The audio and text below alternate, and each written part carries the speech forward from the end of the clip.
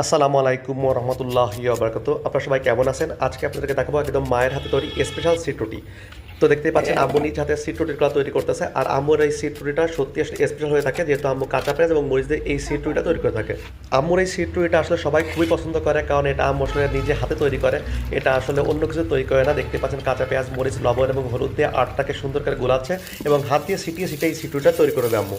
এখন ভিডিওতে যেটা দেখতে পাচ্ছেন এটা হচ্ছে বেগুনের ডানটি যেটা আমরা মাথায় বোটা সহ থাকে, ওই অংশটা কেটে দিয়ে ওটাই আপনাদের তেল দিয়ে কড়াইতে দিয়ে দিল।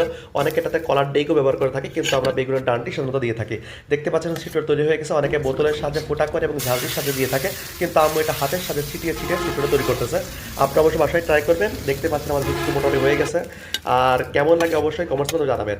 ভিডিও যদি ভালো লেগে থাকে তাহলে অবশ্যই চ্যানেলটিকে সাবস্ক্রাইব করবেন আর পেজটিকে আপনারা ফলো দিবেন। তো দেখতেই পাচ্ছেন আমাদের সিটুটি হয়ে গেছে, আমরা এখন খাবো। আর আপনারা অবশ্যই বাসায় ট্রাই করবেন। আজ এ পর্যন্ত, দেখা হবে সবাই। আসসালামু আলাইকুম।